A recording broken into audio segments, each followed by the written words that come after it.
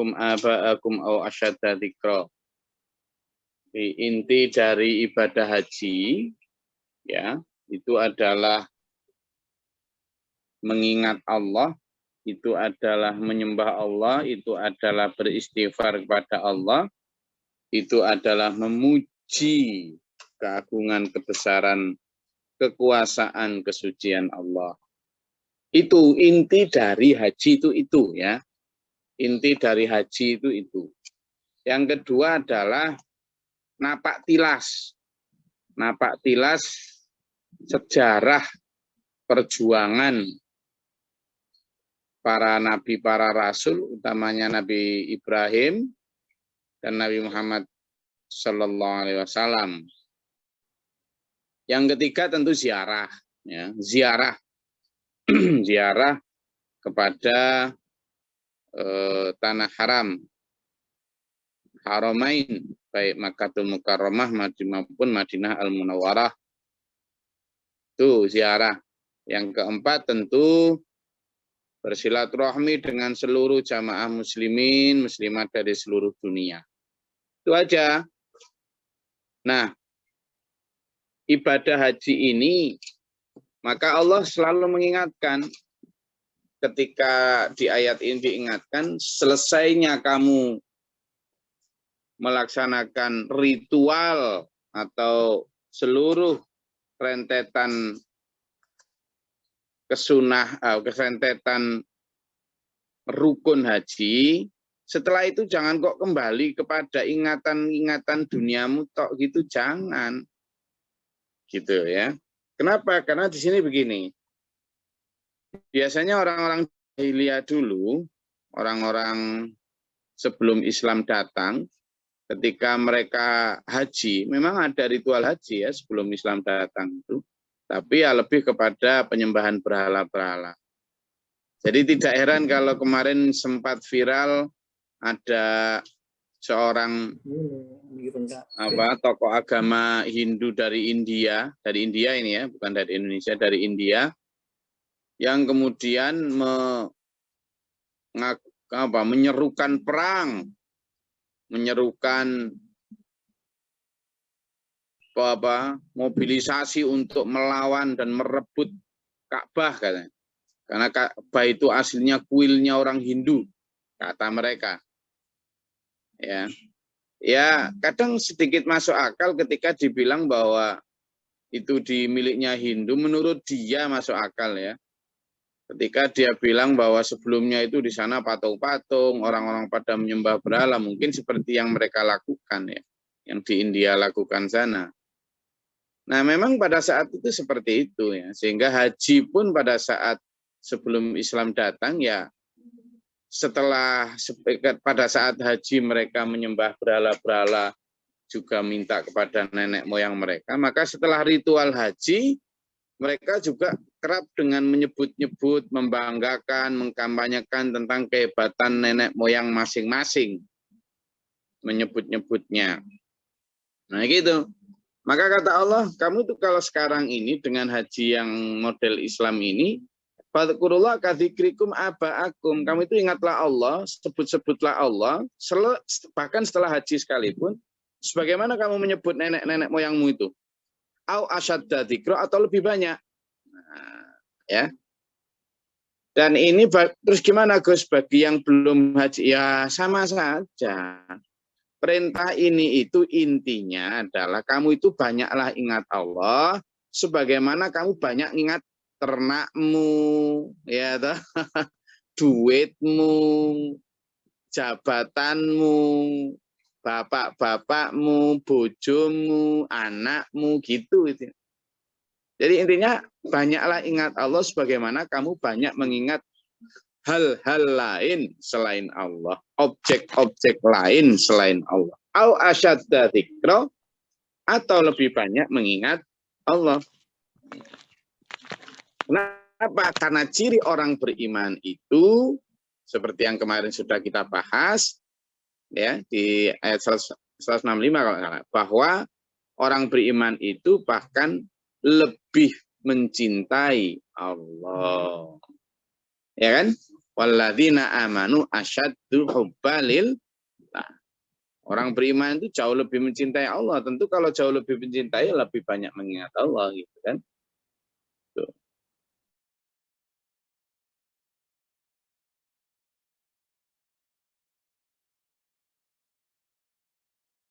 Nah, itu yang pertama. Lalu yang kedua, faminan nasi may yaqulu rabbana atina fid dunya wa ma lahu fil akhirati min khalaq. Dan sebagian ada manusia yang hanya berharap kehidupan dunia. Berharap kenikmatan dunia, maka tidak ada lagi baginya kenikmatan atau kebahagiaan di akhirat. Jadi itu pilihan dulu. Pilihan. Pilihan untuk memilih. Sampean itu pengen yang bagian dunia atau bagian akhirat, pilihan itu. Karo-karo negus. Hehehe. Enak-enak dhewe. Jadi ya kalau mau bebas puas di dunia, saenake sakarepe dhewe sebebas-bebasnya, ndak ada batasan dari agama di dunia, ya nanti di akhirat nggak dikasih gitu loh. Wa ma lahu min khalaq. Sudah jelas gitu loh. Jadi tapi kalau minta bagian di akhirat ya berarti di dunia dapat tetap bagian, cuma harus menahan diri. Makan dapat nggak? Dapat, cuma harus puasa.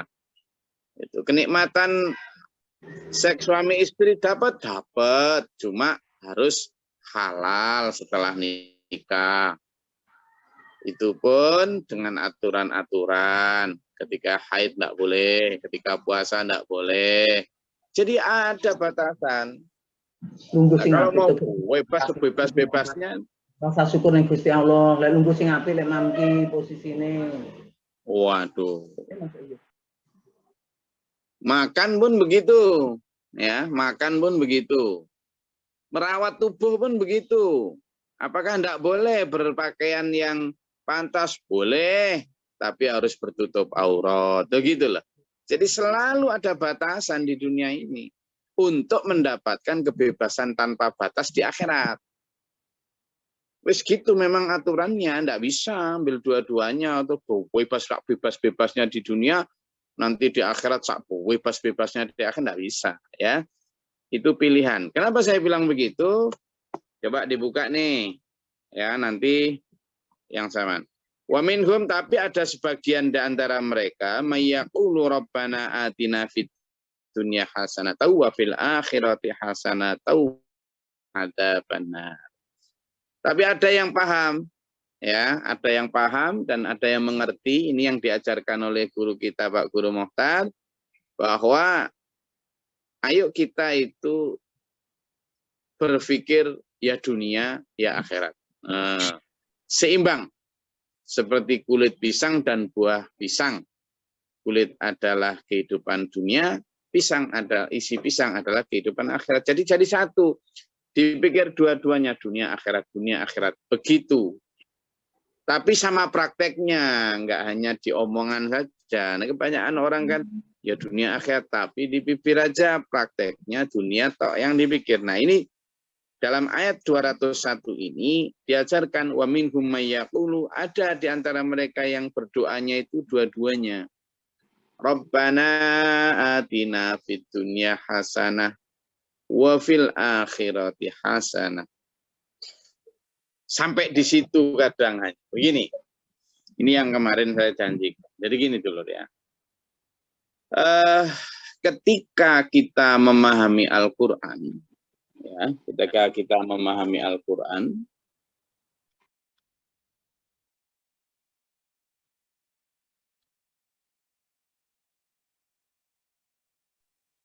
ketika kita memahami Al-Qur'an, ya, pertama ya, bagaimana kita menafsirkan Al-Qur'an itu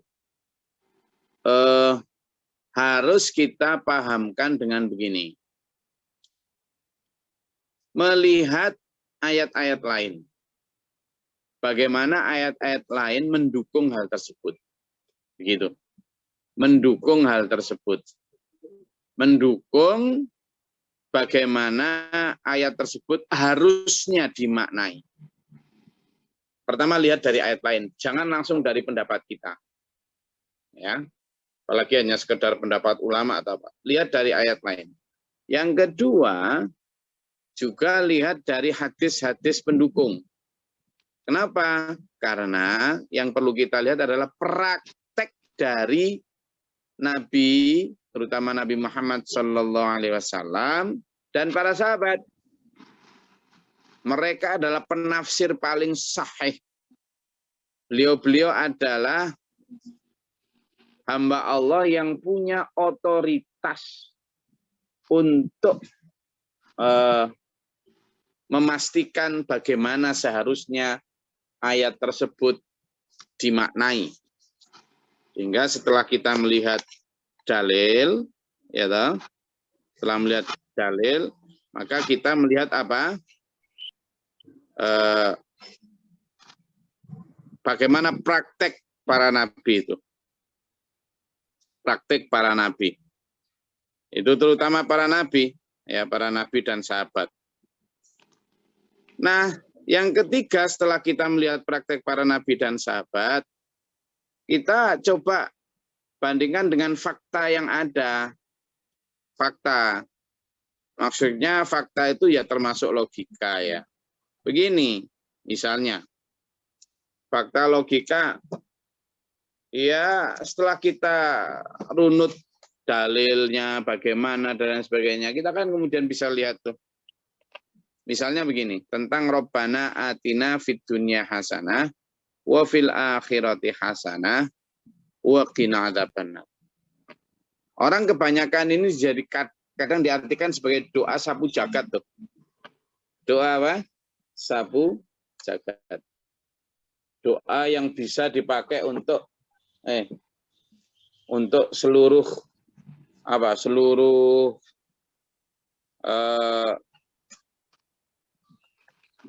sembarang lah gitu ya. Sangat bisa dipakai untuk seluruh ya kayak semua kebaikan lah. Gitu. Nah, sehingga orang banyak membaca doa ini sebagai satu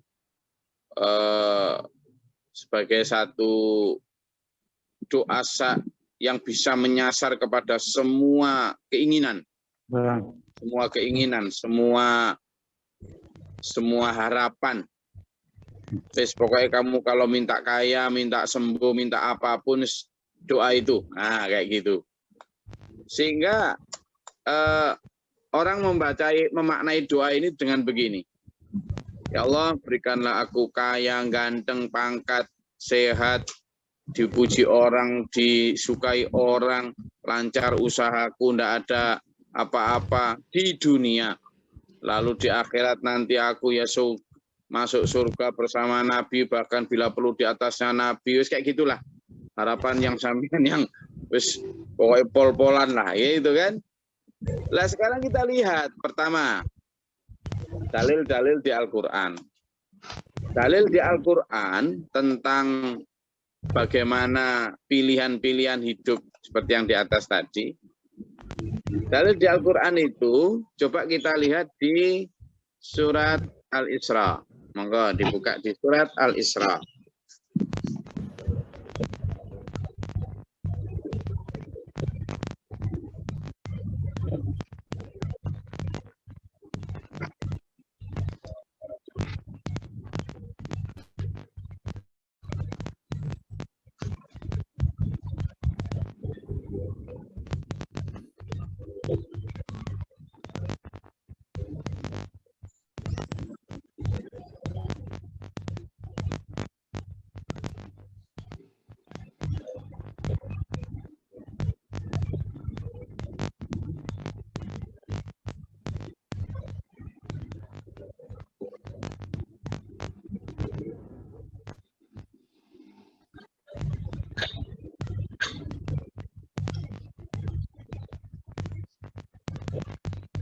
Ayat ya surat Al-Isra ayat 18 sampai 20. Monggo. Kasih kesempatan bagi yang tadi sudah baca, mau kasih kesempatan yang belum. Bismillahirrahmanirrahim. Barang siapa menghendaki kehidupan sekarang atau dunia, kami segerakan baginya di dunia ini. Apa yang kami hendaki, orang yang kami kehendaki. Kemudian kami sediakan baginya di akhirat neraka jahanam, dan dia akan masuk keadaan terusir. Barang siapa yang kehidupan akhir berusaha dengan sungguh-sungguh dengan baik, maka itulah orang-orang yang usahanya dibalas dengan baik. Kepada masing-masing golongan, baik golongan ini yang menginginkan dunia maupun golongan itu yang akhirat, berikan dari kemungkinan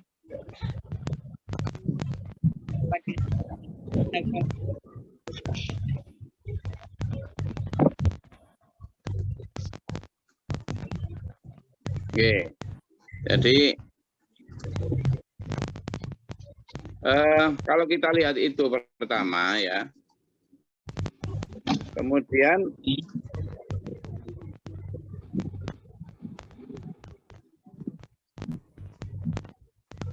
kita coba cocokkan di situ ya, di ayat yang pertama. Barang siapa mangkana, di situ disebutkan mangkana. Barang siapa yang menghendaki kehidupan dunia, ajalna, kami akan segerakan lahu baginya. Fiha padanya, mana sya'u apa yang kami kehendaki. Liman nuri itu bagi yang kami kehendaki. Tsumma ja'alna lahu jahannam. Kemudian akan disegerakan baginya neraka jahanam. Naudzubillah min dzalik. Ya toh? Naudzubillah min dzalik. Nah, yang kedua, kemudian di situ disebutkan juga tentang yaslaha madhuman makura. Tapi yang kedua di ayat 19, waman arada. Tapi bagi siapa yang menginginkan al-akhirah, kehidupan akhirat, bagian akhirat, wasa'alaha dan berusaha baginya, sa'yaha usahanya itu dengan keras, wa huwa mu'minun dan dia beriman, faulaika kana sa'yuhum mashkura, maka dia akan mendapatkan bagian. Gitu. Lalu di ayat selanjutnya, ayat 20, kulla numiddu haula'i wa haula'i min ata'i rabbika wa ma kana ata'u rabbika mahdzura. Kepada masing-masing golongan, kata Allah, yang menginginkan dunia maupun golongan yang menginginkan akhirat, kami berikan bantuan. Nah, inilah. Kami berikan bantuan. Jadi bagi yang bahkan menginginkan dunia itu loh juga dikasih kemudahan, dikasih Allah bantuan. Jadi makanya orang-orang seperti Elon Musk, seperti Bill Gates, tidak perlu jadi muslim untuk bisa kaya raya, untuk bisa terkenal, untuk bisa bahagia. Tidak perlu. Tidak perlu jadi muslim. Tidak perlu taat Allah, tidak perlu. Tidak perlu. Gitu loh. Karena Allah sudah janjikan di sini. Sudah dijanjikan. Jadi salah apa ketika dia berusaha keras meskipun tidak taat sama Nabi Muhammad SAW, ya tetap dikasih kaya. Itu loh. Jangan kemudian merasa kalau sudah kaya itu pasti diridhoi Allah. Enggak ya.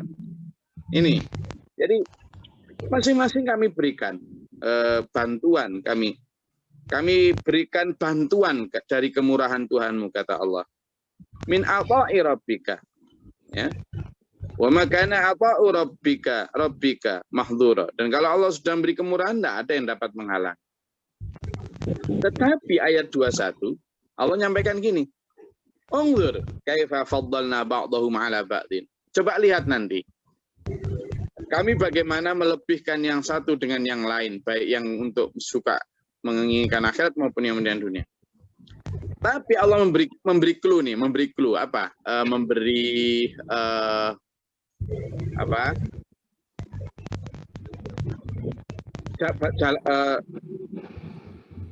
Semacam tanda. Walal akhiratu akbaru darajati wa akbaru tafdila. Tapi ilinglah, ingatlah kata Allah, Ya, kata Allah ayat 21, dan kehidupan akhirat tentu lebih tinggi derajatnya dan lebih besar keutamaannya. Loh, gitu. Jadi akhirnya Allah memberikan semacam petunjuk, harusnya kamu milih itu gitu. Gitu. Jadi itu yang jadi ini. Jadi saya ingin memberikan gini itu loh, memberikan apa bentar ini supaya kita benar-benar apa ya, memahami Quran itu tidak dengan keinginan kita, tapi dengan bagaimana seharusnya ya. Nah, setelah kita melihat ayat tersebut, yang kedua adalah dengan cara kita melihat cilik loh suaranya. Sebentar. Bisa ora? Bisa benakne ora? Bisa benake apa ora? Semangat. Semangat ngaji sambil benak-benake ini ya. Oke. Saya akan berbagi PowerPoint ya dengan sampean tentang bagaimana kita seharusnya kalau menafsirkan Al-Qur'an ya. Jadi setelah kita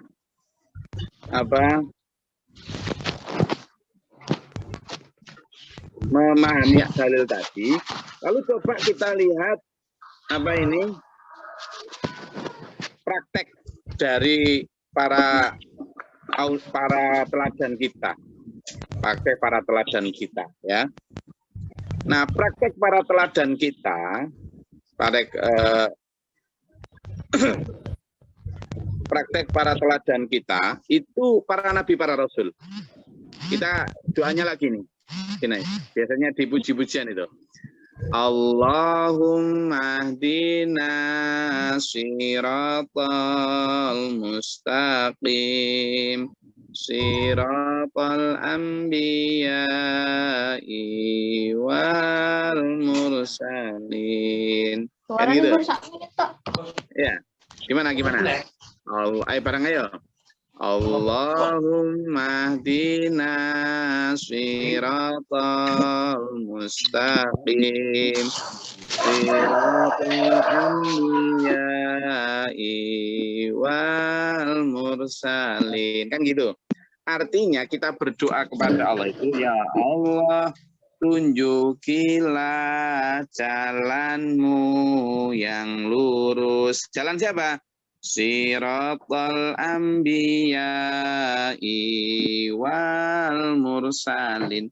Artinya kita berharap bisa mendapatkan siratal anbiya'i wal mursalin, jalan orang-orang yang terdahulu.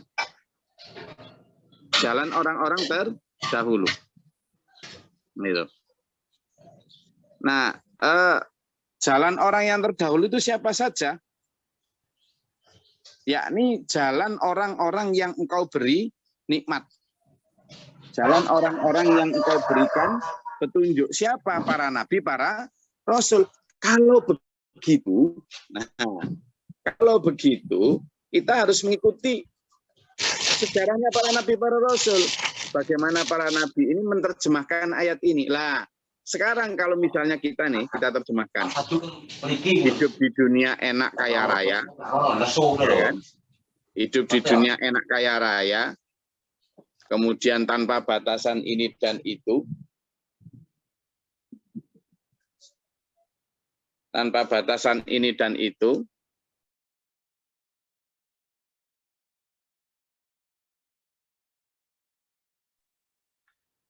Apakah Nabi begitu? Gitu caranya. Apakah Nabi begitu? Apakah Nabi bergelimang kekayaan? Apakah Nabi kenikmatannya? Apakah Nabi dan para sahabat, terutama Khulafaur Rasyidin ya, itu yang sudah pasti dijamin surga, yang sudah pasti dijamin benar tafsirnya. Kalau di bawah-bawahnya sudah banyak penyelewengan memang, sehingga banyak pertempuran antar kaum muslimin sendiri, ya pokoknya. Nah, kalau para Khulafaur Rasyidin, terutama sahabat Abu Bakar, sahabat Umar, sahabat Utsman, sahabat Ali, itu adalah yang paling awal ya, Nah, bagaimana mereka di dalam menafsirkan ini, mengejawantah ini? Coba lihat para nabi, coba lihat sirah nabawiyah dengan mata jujur. Jadi kita itu ingin agar kita hidup itu sesuai dengan Rasulullah Muhammad SAW. Jadi ketika kita melihat Rabbana atina fid dunya hasanah wa fil akhirati hasanah, ayo kita maknai itu sesuai dengan hasanahnya Nabi ketika di dunia. Bagaimana? Ternyata hasanahnya para nabi, para rasul, termasuk para salih-salihah terdahulu. Coba tuh lihat. Ketika Ibu Masyitah diancam oleh Fir'aun. Hei Masyitah, kalau kamu meninggalkan agamanya Musa dan kamu mau bertuhan aku, Fir'aun sebagai Tuhanmu, kamu akan aku jadikan anggota kerajaan, aku muliakan, aku beri kau kekayaan dan segala kemuliaan. Tapi sebaliknya, jika kau masih bertahan dengan agama tauhidmu itu, yang tidak mau menuhankan aku, akan kulempar kau bersama anak-anakmu, bersama suamimu ke dalam minyak yang mendidih di belanga besar itu. Nah, pada saat itulah terbuktinya fit dunya hasanahnya orang-orang beriman. Apa yang dimaksud dengan hasanah? Yakni ketabahan, kekuatan, kesabaran, keberanian untuk memilih tauhid. Keimanan itu. Sehingga apa? Ibu Masyitah dengan hasanah di dunia tadi maju untuk memilih tauhid, memilih iman. Pada saat di depan minyak yang mendidih itu, Ibu Masyitah agak ragu. Kenapa? Karena masih punya bayi juga yang kecil. Kasihan itu. Nah, sampai jadi puji-pujian toh di apa jadi lagu-lagu ketika Ibu Masyitah akan itu agak ragu itu. Ibu Masyitah tukang suri putri Raja Fir'aun, itu kan. Nah, singkat cerita ketika akan takut, kemudian si anaknya ini diberi Allah kemuliaan dengan bisa ngomong.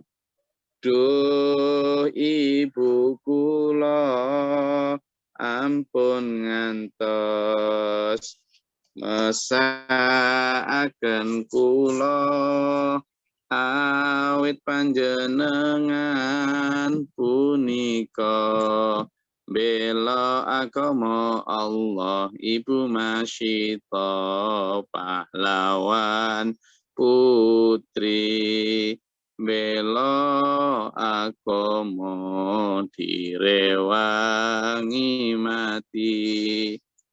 Bela agama direwangi mati. Akhirnya apa? Ibu Masyitah dengan hasanahnya itu melompat ke dalam minyak yang mendidih itu. Itulah dulur yang dimaksud dengan hasanah di dunia. Termasuk ketika Nabi Muhammad SAW hidup dalam kesederhanaan, tapi tetap dalam bahagia. Hidup dalam kesederhanaan, tapi mampu mempertahankan dignity-nya. Oh, gitu loh. Makanya dalam surat Al-Baqarah ayat 260 berapa itu disebutkan orang-orang beriman itu meskipun dalam keadaan kekurangan, tapi mampu untuk menunjukkan dignity-nya dengan tidak meminta-minta, dengan tetap menunjukkan marwahnya dan seterusnya. Lalu kita lihat yang ketiga adalah dari sisi dari fakta sejarah. Maka dari sisi logika, yang namanya kalau mau berakit-rakit ke hulu, ya berenang-renang ke tepian. Namanya berakit-rakit dahulu, bersakit-sakit dahulu di dunia, bersenang-senang kemudian di akhirat. Tapi jangan diartikan sakit-sakit itu terus sama tak ajak untuk bermelarat-melarat ria. Enggak gitu maksud saya. Yang saya maksud adalah kita harus benar-benar mampu wanahan nafsa anil hawa.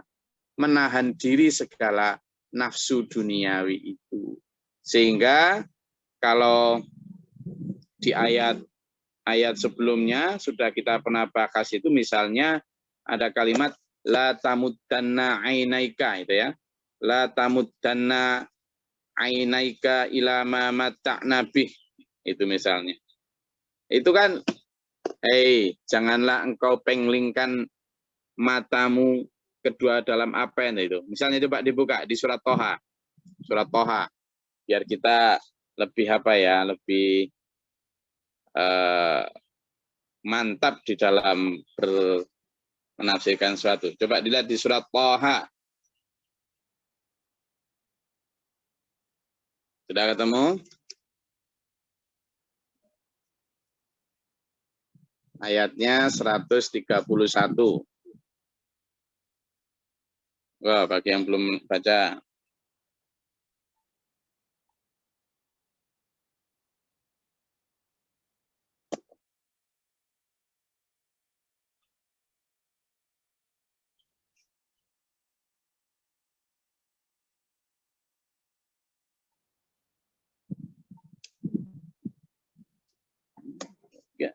Izin Gus.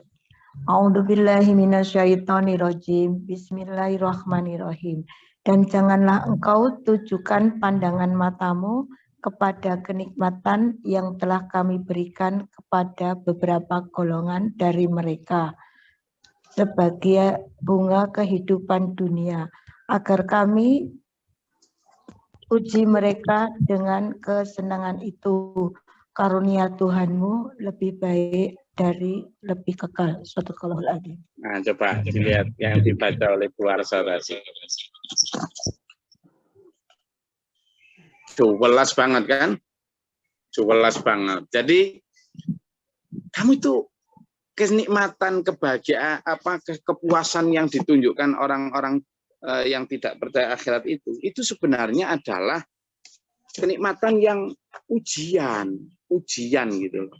Ujian untuk orang-orang yang kamu hati-hati, itu ujian, jangan kemudian dilihat sebagai sebuah ini gitu ya. Nah, ini yang sampean dan saya tak aja. Nah, sehingga gini, coba tadi sebenarnya laptop saya sedang gini. Coba lihat nih. Jadi ketika kita coba lihat di layar saya. Pertama kita harus melihatnya dari sisi apa? Dalil. Dalil dulu. Dalilnya baik di dalam Quran maupun hadis. Kemudian setelah itu kita lihat dari sisi apa? Sirah. Sirah Nabawiyah. Baik prakteknya para nabi maupun para rasul.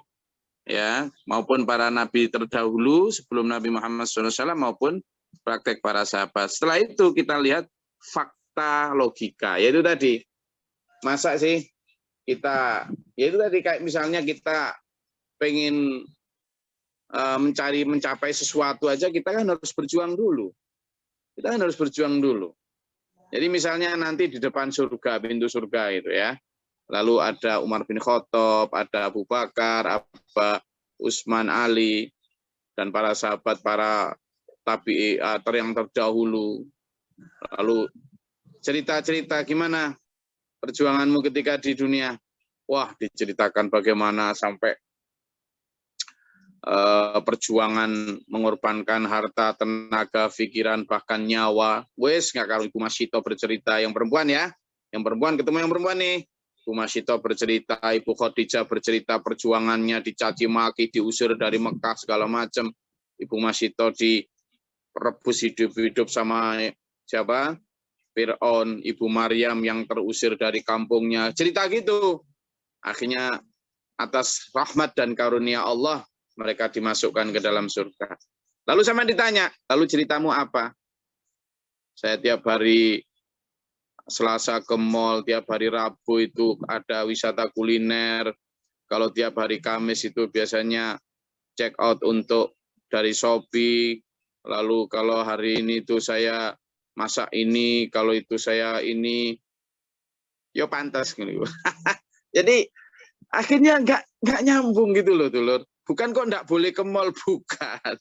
Bukan kok nggak boleh kuliner, bukan. Tapi cobalah, ayo kita tadi itu. Siratal mustaqim, siratal anbiya'i wal mursalin. Maka surat yang dibaca oleh Bu Warso tadi menjadi batasan bahwa itu akhirnya apa? Coba dibuka surat Al-Qasas ayat 77 sebagai akhir dari bahasan kita ini ya. Coba dibuka di surat Al-Qasas ayat 77 sebagai akhir dari kajian kita. Jadi kita melihat Al-Quran itu secara anatomisnya begitu. Monggo yang belum baca.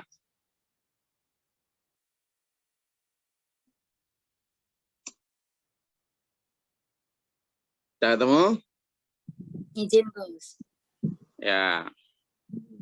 Bismillahirrahmanirrahim. Dan carilah pahala negeri akhirat dengan apa yang telah dianugerahkan Allah kepadamu. Tetapi janganlah kamu lupakan bagianmu di dunia dan berbuat baiklah kepada orang lain sebagaimana Allah telah berbuat baik kepadamu. Dan janganlah kamu berbuat kerusakan di bumi, sungguh Allah tidak menyukai orang yang berbuat kerusakan. Coba yang didengar tadi. Carilah bagianmu di akhirat. Sudah jelas ya, carilah bagianmu di akhirat. Maka karena carilah bagianmu di akhirat, sehingga kamu itu harus yang utama apa? Akhirat. Setelah yang utama itu akhirat, tapi kamu jangan lupa bagianmu di dunia. Jadi akhirnya bagian yang ke dunia tetap diperlukan, tetapi menjadi hal yang kedua setelah kita mengutamakan dan mencari bagian kita di akhirat. Makanya di ayat itu tadi disampaikan, hei, carilah akhirat, jangan lupa dunia. Bukan kok dibalik, carilah dunia, jangan lupa akhirat. Ya lupa akhirnya akhiratnya. Makanya Pak Guru ngasih satu clue ke kita, nek wong beli sapi mesti dapat tali, tapi kalau beli tali nggak dapat sapi. Makanya sampean carilah, fokuslah pada bagaimana bekerja di dunia ini, bekerja sebagai pedagang, petani, apapun, ayo. Tapi ayo kita bawa itu ke akhirat, tapi jangan lupa di duniamu juga perlu. Anakmu perlu makan, perlu sekolah, perlu ini, ya tetap. Tapi dengan batasan seperti para nabi, para rasul. Bagaimana kesederhanaan mereka, tidak memperturutkan nafsu, dan seterusnya. Kamu butuh makan? Ya dong, makan tetap. Tapi ingat, jangan turut-turutkan nafsu. Tetap harus batasan halalan thayyibah, berhentilah sebelum kenyang, tetap puasa sunnah, dan seterusnya. Gitu loh. Jadi akhirnya kita nanti dapat dua-duanya dengan cara seperti itu. Kembali kepada ayat terakhir di ayat surat Al-Baqarah ayat 202 yang kita bahas, ulaika nasibum mimma kasabu. Mereka itulah orang yang mendapatkan apa yang mereka upayakan. Jadi ketika kita di dunia, kita bekerja sebagai petani, pedagang, pegawai, pekerja, nelayan, apapun, monggo. Asalkan halalan thayyib, lalu kita berupaya keras, wasi'asa'yaha. Seperti yang disebut dalam surat Al-Isra tadi kembali. Dan orang yang bersungguh-sungguh untuk itu, mengirimkan sangunya ke akhirat, kemudian menikmati sekedarnya di dunia, maka kata Allah, wallahu sari'ul hisab, mereka akan mendapatkan balasan yang cepat di akhirat. Oke. Jadi ke sana arah kita, insya Allah akan kita lanjutkan besok. Tetap semangat dan mari kita maknai sekali lagi menafsirkan Quran itu dengan 3 cara tadi. Melihat dalil-dalil pendukung di dalam Quran maupun hadis. Yang kedua kita lihat praktek siratal anbiya wal mursalinnya seperti apa. Kemudian yang ketiga logikanya. Kalau mau benar-benar mencapai kebahagiaan kita harus mau berjuang di dunia.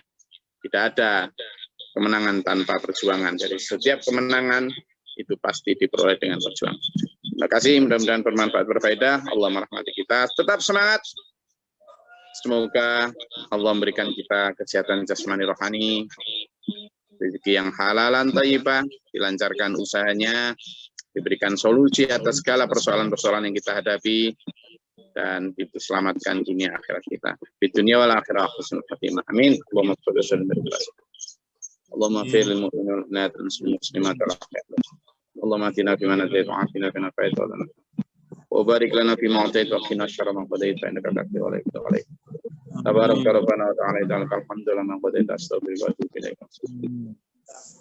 Allahumma da'fa'na al-bala wal wabah wa al-hasdina min al-jinn wa syaitan ghafar. Rabbana najina wa lina askafina min qawmin zalimin rabbana wa la taj'alna min qawmin zalimin. Allahumma rfa' darajatana fid dunya wal akhirah. Rabbana man taqabbal ma'a syahidin rabbana la tuzigh qulubana ba'da idh hadaytana wa hab lana min ladunka. Rabbana waj'alna muslimina laka wa min dhurriyyatina ummatan muslimatan.